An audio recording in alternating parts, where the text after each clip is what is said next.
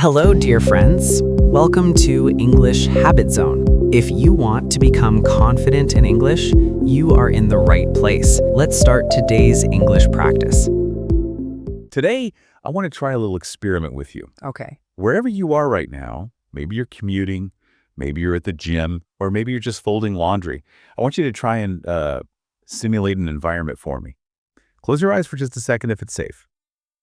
Imagine the air around you getting heavy. Heavy how? And I don't just mean humid, I mean heavy, like a physical weight pressing down on your lungs, making it actually difficult to draw a full breath. And imagine it's hot, unbearably hot. We're talking about the summer of 1896 in London. There's no air conditioning. There's barely any air movement at all because the buildings are packed so tight they just choke off the wind. Right, and when you look up in this headpiece we're building, the sky isn't blue. It isn't even black, despite it being night. It has this strange, coppery, almost infernal glare to it. Arthur Morrison, the author we're discussing today, he calls it a sullen flush. It's the reflection of a massive fire burning somewhere in the distance, bouncing off the smog and the smoke of the East End. A sullen flush. That sets the mood perfectly. But the thing that really hits you, the thing you absolutely cannot escape in this place, is the smell. Oh, the smell. And we aren't talking about, garbage day in the city smell. This is something ancient and malicious. No, Morrison is very specific about this. He describes the smell as a physical presence. It rises from the damp ground. It oozes out of the cracking walls. It's a cocktail of, rotting organic matter, stagnant water, unwashed bodies, industrial filth. It is the distinct odor of the Jago. And that odor is our destination today. We're doing a deep dive into A Child of the Jago by Arthur Morrison.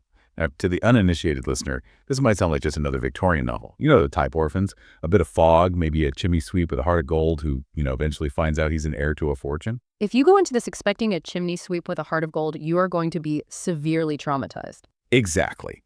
This isn't Oliver Twist. Nobody is going to break into song here. There are no gruel-serving workhouse masters who are secretly comical. This book, when it dropped in 1896, was essentially a punch in the face to the British public. It was controversial, it was shocking, and it was accused of being disgusting. It was. And to understand why, you have to understand the old Jago itself. This wasn't some fantasy land. It was a thinly veiled fictionalization of the old nickel slum. This was a real place on the boundary of Shoreditch and Bethnal Green. A real place. Oh, yeah. And it had a reputation that is hard for us to even grasp today. It was known as the blackest pit in London. The blackest pit. Even the police didn't like going in there. It was a fortress of poverty. And Arthur Morrison, the author, he didn't write this from a comfortable library in Oxford while sipping sherry. He walked these streets, he knew the geography, he knew the gangs, and he knew the crushing hopelessness of the families living there. So, okay, we have a book that claims to be the truth, but people hated it for being too true. Which brings us to the preface. Usually I skip the preface of a book. Me too. It's usually just the author thanking their editor and their spouse. But this preface is, well, it's aggressive. It's incredibly defensive, isn't it? It feels like he's shouting. He sounds like he's in a fist fight with his critics before the story even starts. So what was the beef? Why were people so angry at him for writing this? Well, you have to look at the Victorian mindset regarding art and literature. Literature was supposed to be elevating. It was supposed to provide a moral compass. If you wrote about the poor, you were supposed to show them being noble, struggling against the odds, or eventually being saved by some wealthy benefactor. Right, the happy ending syndrome. You can show the dirt, but you have to show the flower growing out of it in the end. Exactly. And then comes Morrison. He presents a world where there is no savior, where the hero is a thief, the mother is beaten and apathetic, the father is a violent criminal, and the environment just destroys them all. So the critics, what do they say? They called it exaggerated. They said, this can't be real, it's too ugly, it's gratuitous. And Morrison's response is classic. He essentially says, you think this is exaggerated, I actually toned it down. That's the chilling part. He says he produced a cold transcript of simple fact. He argues that if he had written the actual truth, the full extent of the violence, the incest, the filth, the public simply wouldn't have believed it. Oh, way. It would have been unpublishable. He had to sanitize the Jago just to get it printed, and it was still too much for them. There's a phrase he uses to describe what the critics wanted. He says they wanted pink lollipops in gilt boxes. I love that line, pink lollipops. It's such a savage burn on the intellectual elite, the schoolmen, as he calls them. He's accusing them of wanting to be infantilized. Right. They want a fairy tale version of poverty where everyone learns a lesson at the end.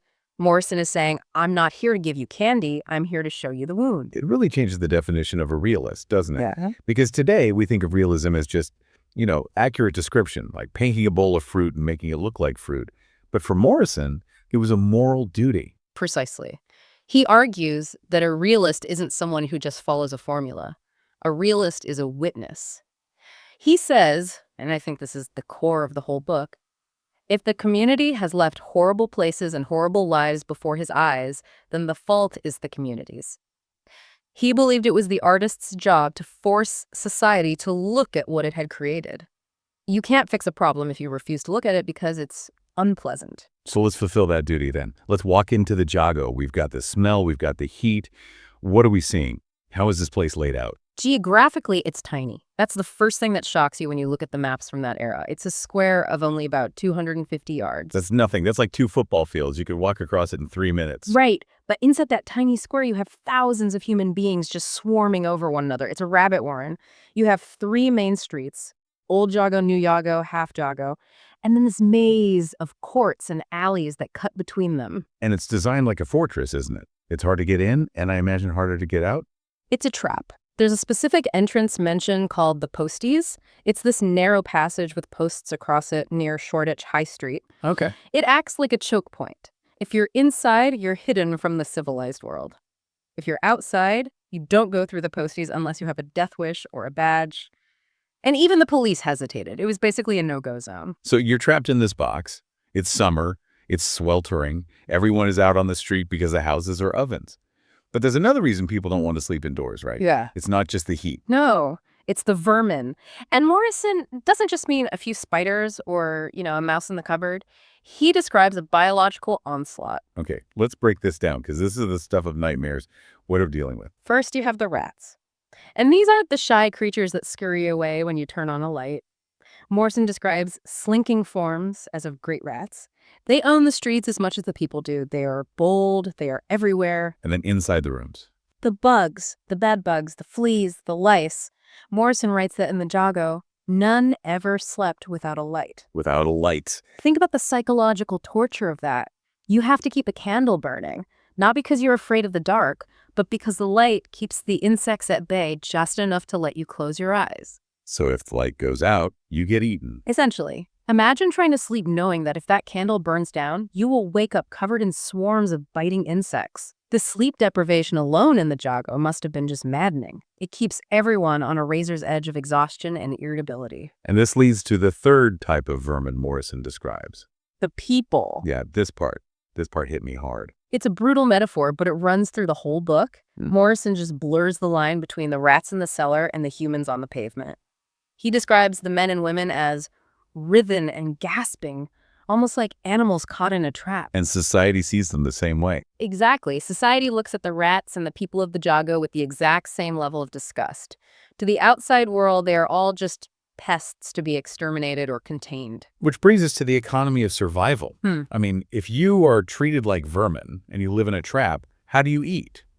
You're not applying for jobs in the city? You're not working retail? No. The economy of the Jago is entirely predatory. Morrison dryly notes that the major industry of the area is kosh carrying. I love how he frames it like a trade. What do you do? Oh, I'm a kosh carrier. Like it's being a plumber. To them, it is a trade. It requires skill, tools, and a partner. A kosh is a weapon, usually a small iron rod with a knob at one end. Sometimes it's just a piece of iron pipe. You carry it up your sleeve, hidden. And the business model. How does a kosh carrier make a living?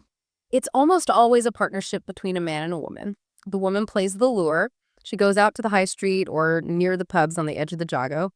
She finds a man who's a bit drunk, maybe flashing a bit of cash, a sailor or a country bumpkin, and she entices him into a dark corner or a doorway. And then the kosher appears. From the shadows, whack! A single practiced blow to the back of the head. The victim goes down instantly. There's a scene early in the book that shows just how almost bureaucratic this is. It's Billy Leary's wife. Billy Leary is one of the tough guys of the neighborhood. She lures a man in. Billy hits him. but it's what happens next that gets me. It's the efficiency. They don't beat him for fun. They don't scream at him. He falls, and they immediately strip him of value. They see he has boots. So while this man is lying there with a likely skull fracture, bleeding on the cobblestones, they're unleashing his boots. In gatherings, Morrison calls it, like they're harvesting weed or something. It's totally dehumanizing. The victim isn't a person, he's a resource to be mined. And watching this whole scene is our protagonist, Dickie Parrott. He's just a kid at this point, 8 or 9 years old.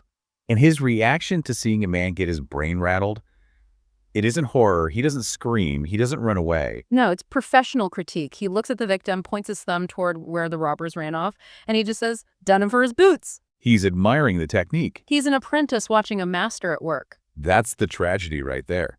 Before we even really know Dickie, we know his future. He's not traumatized by violence, he's taking notes. To him, this is just how adults behave. It's just Tuesday. Exactly. And to understand Dickie, we have to look at the cast of characters surrounding him. Because even in hell, there are personalities. The street is full of them. Let's run through a few of the neighbors. Who is Kiddo Cook? Kiddo Cook is a bit of the comic relief, though it's very dark comedy. He's a resident who jokes about the misery. We see him sitting on the curb, desperate for a match to light his pipe, and he says his ideal of heaven is owning a coffee shop. A coffee shop. That's it. That is the ceiling of his ambition. To own a shop with a warm stove and coffee, it's such a mundane dream to us. We have a Starbucks on every corner. But in the Jago, warmth and food are literally paradise. And then there's Old Beverage. Yeah. He seems different. He's not like Kiddo. Old Beverage is the tragic intellectual. He's this lank, elderly man, clearly educated at some point in his past, but now he's fallen into the pit. He serves as the philosopher of the Jago. Right. When someone tells another person to go to hell during an argument, Beverage just looks up and says, "Hell? And how far's that? You're in it." There can be no hell after this. That line stuck with me. He's the only one who seems to fully grasp the spiritual horror of their situation. Everyone else is just trying to survive the day. Beveridge knows they are damned. He gives Dickie a piece of advice that serves as a warning for the whole book. It never does to see too much. Meaning, keep your head down, don't be a witness, don't get involved. Exactly. Survival in the Jago depends on invisibility. If you see something, you forget it. If you know something, you never speak it. And we also have Pigeony Pole. Who's she? Pigeony Pole is a harlot and outcast. What's fascinating and disturbing about the Jago social hierarchy is that even here, in the mud, there are layers of status. Pole is looked down upon by the respectable women. Respectable in massive quotes. Right. And why? Not because of her profession, really, but because she doesn't have a man to coach for her. She's single, she's defenseless, and therefore she is beneath the women who are accomplices to violent robbery. That is a twisted kind of status system. If you help your husband smash people's heads, you're a respectable wife. If you're on your own, you're trash. It creates a complete inversion of morality. Violence gives you status. Victimhood makes you contemptible. So we have the Jago on one side, raps, koshes, darkness, this completely inverted morality. But Morrison creates this incredible contrast by showing us what's happening just a few blocks away, the world of the do-gooders. Yes. The East End Elevation Mission and Pansophical Institute. That name. It sounds like something Monty Python would make up, the Pansophical Institute. It does, but it's barely an exaggeration of the Victorian philanthropic societies. Morrison is absolutely merciless here. He describes this shiny new building located just 3/4 of a mile away. They offer things like higher life, greater thought, and varnish. Metaphorical varnish. The idea was that you could just polish the poor. If you gave them some lectures on geology and showed them some nice art, with the nude parts covered up, of course, so it wouldn't be rude, and played some brass band music, they would suddenly stop being poor criminals. It's the pink lollipops all over again. Exactly. It's completely disconnected from reality. The people running the mission report back to their donors that the EastEnders are shocking bounders, but quite decent once you get them in a collar and tie. But here's the catch. The people attending these lectures, they aren't from the Jago. Right, they're the clerks, the tradesmen's sons, the people who already have shoes and a roof. Exactly. The missionaries represent a massive confirmation bias. They think they're saving the submerged masses, but they're just entertaining the lower middle class who are looking for free entertainment. Meanwhile, the actual Jago residents, people like the Parrots, are starving 3 streets over and wouldn't be caught dead in a place like that. Which brings us to the bishop's visit. The institute is opening a new wing, and a bishop of great eminence comes to give a speech. And the irony here is just dripping off the page. It is. The bishop stands there beaming at this crowd of well-dressed clerks and says, "See, the East End isn't as black as it's painted. Look how respectable you all are." He's congratulating himself on a job well done, completely oblivious to the fact that he hasn't reached a single person from the actual slums. He's praising the facade. Except one. Dickie Parrott is in the building. But he's not there for the higher thought. He isn't there for the geology lecture. He's there because he heard a rumor about cake. I love this detail. It grounds him so much as a child. He's not there to rob the place, not initially. He just remembers seeing a cake shop once in Shoreditch High Street with rich yellow sections, and he's obsessed with the idea of eating it. It's such a primal motivation. You have the bishop talking about spiritual elevation and moral fortitude, and you have a starving 9-year-old ducking through legs, hiding behind coats, just trying to find the refreshment room. And when he realizes the cake is guarded, he can't get to it without being seen. He shifts gears. He spots the bishop. He spots the bishop's tea, and more importantly, he spots what's dangling from the bishop's waistcoat, a black ribbon with a gold watch. Now, walk us through the theft, because this isn't a clumsy grab. This shows that Dickie has talent. It's pure instinct. Dickie has the shut fist deep in his breeches pocket. He has a piece of an old knife he found in a gutter, sharpened on a stone. He moves through the crowd. Morrison describes him like a little ghost. He waits for the bishop to take a sip of tea, pat his chest with self-satisfaction, and snip. And the bishop doesn't feel a thing. Nothing. Dickie is gone before the ribbon even falls, and the timing is comedic genius. The bishop finishes his tea, looks down, and says, "Dear, dear, what's become of my watch?" Literally moments after telling everyone how safe and virtuous the neighborhood is. It just punctures the balloon instantly. Reality has invaded the Pansophical Institute. The bishop's worldview is shattered by a boy he didn't even see. So Dickie runs, and this is where the story pivots from satire to tragedy. Because in his mind, he's a hero. He's done a click, a theft. He's acting like a man. He runs home to his father, Josh Parrott, expecting, what? A high five, a pat on the A back. high five, a hot supper, praise. He thinks he has proven his worth. He rushes into their single room, and let's pause to describe that room. Yeah, let's paint that picture. It's a single room, first floor back. The furniture is broken. There's a thin-railed iron bedstead bent and staggering. It looks like it's about to collapse. The floorboards are loose, which is important because that's where they hide weapons and stolen goods. And his mother, Hannah Parrott, what's her story? Hannah is a heartbreaking character. She's described as having a long, dolorous face. She's incredibly passive. She spends her time claiming she was once respectable and that she's wore out. She represents the total defeat of the Jago. She's just given up. She barely even notices Dickie comes in. And the baby, Louie. Louie is sick. She's backward, and meaning she isn't developing properly. She's flea-bitten. Dickie sometimes tries to feed her chewed-up bread because there's no milk. It's just wretched. And then there's the father, Josh Parrott. Josh is the force of the house. A plasterer by trade, but a kosher by practice. He has a hard, leathery face. He boasts that nothing but shot or pointed steel can hurt him. He's tough, he's violent, but he's also the provider in his way. So Dickie bursts in. He's panting. He's got the bishop's watch. He shows it to his dad. Look, I've done a click. I got a clock. And Josh Parrott, the hard man, the kosher, he takes off his belt. And he beats the boy mercilessly. He thrashes him. Okay, this is the part that confuses modern readers. Josh is a thief. He just stole a watch the other night. Why is he beating his son for doing the exact same thing? Is it a sudden burst of morality? Does he want Dickie to be a doctor all of a sudden? Not at all. It's fear. In the Jago, you don't have ethics, you have survival codes. Josh isn't mad that Dickie stole. He's terrified that Dickie is too young to do it well. If a child gets caught, he talks. If he talks, the narcs, the police come to the room, they find the swag under the floorboards, the whole family goes down. So he's beating him to save his own skin. Exactly. He yells, "You'd like to have us all in stir for a year or two, I suppose?" It's a lesson in operational security, delivered with a belt buckle. He tells him that getting caught is for mugs. And the final insult, the final twist of the knife. Josh takes the watch. He beats the boy for stealing it, and then he puts it in his own pocket to sell it. He keeps the profit. Dickie gets the trauma. That betrayal. Yeah. That's the moment you realize Dickie is truly alone.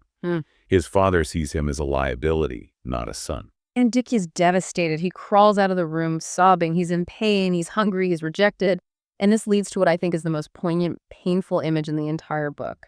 He goes to find his only friend. Jerry Dillon's canary. This scene just destroys me. You hear canary, and you think of a little yellow bird in a cage singing a song, but Jerry Dillon's canary is a donkey. A donkey. A mangy, starving donkey kept in a filthy backyard between the houses. The donkey is neglected, just like Dickie. It stands there gnawing on the wooden fences because it's so hungry. Morrison describes the wood as bitten white. That image, bitten white, it shows the desperation. The animal is eating the architecture just to fill its stomach. And Dickie crawls through the broken fence, puts his arms around the donkey's ragged neck, and cries. It's a moment of shared suffering, isn't it? The boy and the beast. It is. They are the same. Both trapped in the Jago, both hungry, both beaten by the people who are supposed to take care of them. Dickie tells the donkey his story. He says, "It is a blasted shame." He pours his heart out to this animal because the animal is the only living thing that won't hit him. It humanizes Dickie so much. He's a thief, he's a future thug, but right now he's just a little boy hugging a donkey. And that compassion, that flicker of humanity, makes the violence that follows so much harder to take because the Jago isn't just about individual survival, it's about tribal warfare. We have to talk about the factions. The war of the factions. This isn't just neighbors arguing over a fence line. This is the Rands versus the Learys. The Montagues and Capulets of the Slums. The Rands call themselves the royal family. Then you have the Learys. And it's not just two families, it's a whole web of alliances. The Gullens, Fishers, and Spicers side with the Rands. The Dawsons, Greens, and Harnwells side with the Learys. And when they fight, it's not a fist fight, it's a riot. It's a civil war. It is total war. And Morrison describes the mechanics of it in detail. It usually starts with the children fighting, like Dickie gets into it with Tommy Rand. Then the mothers get involved to defend their kids. Then the men come out. And the escalation is terrifying. Talk about the weapons. Because they aren't using guns. No, guns were rare and expensive. It starts with fists. Then someone pulls a kosh. Then they rip up loose paving stones or iron railings from the street. Then the furniture comes out the windows. There's a mention of Pip Walsh throwing flower pots from his window and his wife throwing boiling water on the crowd below. Imagine that. You're in the street and it's raining boiling water and chairs. It's chaotic. But there are champions in this war.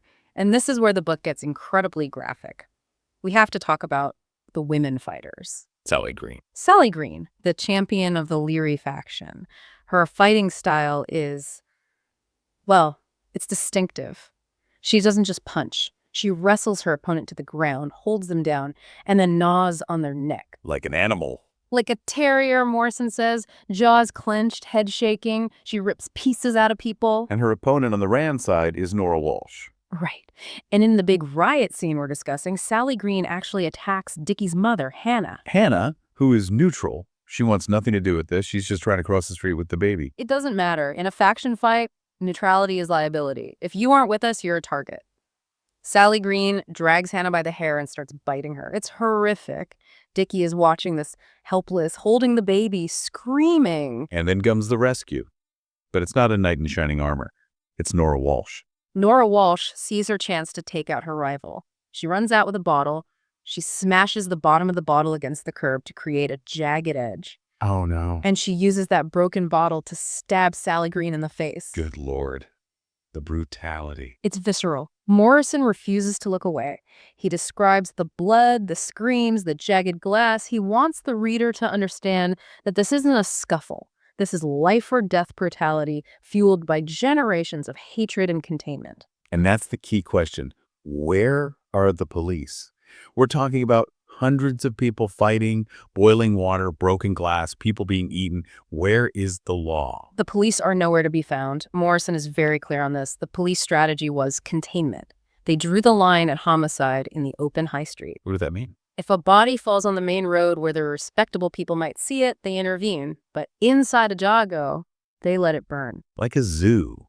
As long as the animals stay in the cage, let them tear each other apart. Exactly. It's a policy of calculated neglect. And the only law inside is, thou shalt not narc. You never inform. Even if your enemy stabs you, you don't tell the police, because if you do, the whole community turns on you. The police are the common enemy. So the fight eventually ends only when a man named Fag Dawson gets stabbed and dies. That brings the police raid, and the streets clear out. And the silence returns. But nothing has been solved. The hatred is still there. The poverty is still there. Which brings us to the conclusion of our deep dive. Uh, We leave Dickie Parrott at a crossroads. He's been beaten by his father. He's seen his mother attacked. He's watched a riot. But does he want to leave the Jago? Does he want to run away? no, that's the tragedy. He still dreams of being high mob. He wants to be a successful criminal. He wants to be like the men who have status. We see him at the end of the section drinking coffee with a man named Mr. Weech. Mr. Weech is a fence, a guy who buys stolen goods. But he's more than that. He's a groomer. He knows Dickie's name. He's been watching him. He invites Dickie in, gives him coffee and stale cake. Treats him better than his own father does. Exactly. And that is so insidious. He's filling the void that Josh Parrott left. He tells Dickie, you're a sharp lad. You could do well. He's recruiting him. He's securing the next generation of thieves to bring him merchandise. So Dickie is trapped. He is a child of the Jago, not just by birth, but by destiny. His environment, his parents, and the economic reality have all conspired to keep him there. But police keep him in, the mission ignores him, his father beats him, and Weech exploits him. It's a perfect, unbreakable cycle. Morrison ends his preface with a very powerful argument that I want to touch on before we go. He mentions that the actual physical houses of the old Jago might be pulled down. And historically they were, shortly after the book was written. The slum was cleared. Yes, the London County Council knocked it down and built the Boundary Estate. But Morrison warns us. He says, the Jago, as mere bricks and mortar, is gone. But the Jago in flesh and blood still lives. Meaning you can knock down the buildings, but if you don't help the people, the Jago just moves somewhere else. Precisely. Pulling down bricks doesn't solve the problem of the people. The Jago crowds into new neighborhoods. The misery spreads. He puts the responsibility squarely on the community, on us, to address the root causes, not just the architecture. So let's bring this home. What does this all mean for us today? Why are we reading a book from 1896 about a slum that doesn't exist anymore? Because the dynamics haven't changed. We still have Jagos. We might not call them that. We might not have the posties. But we have zones of exclusion. We have zip codes where life expectancy is 10 years lower than the zip code next door. We have places where the vermin metaphor is still quietly applied to the people living there. And we still have the Pansophical Institutes. We do. Think about the way we approach poverty today. We have well-meaning nonprofits and programs that offer varnish. We offer job training for jobs that don't exist. We offer awareness campaigns instead of housing. We offer culture when people need bread. It's the pink lollipops. It is. Morrison challenges us to ask a really uncomfortable question. Are we offering pink lollipops to people who are fighting for survival? Are we trying to make ourselves feel better by offering elevation? Or are we willing to look into the black pit and address the systemic rot?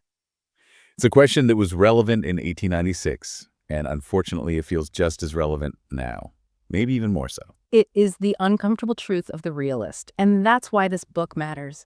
It refuses to let you look away. Well, on that cheery note, we're going to wrap up this deep dive into A Child of the Jago. It's a tough read, but a necessary one. If you have the stomach for it, I highly recommend picking it up. Absolutely. Just maybe don't eat while you read it. Good advice. Thanks for listening, everyone. We'll see you next time.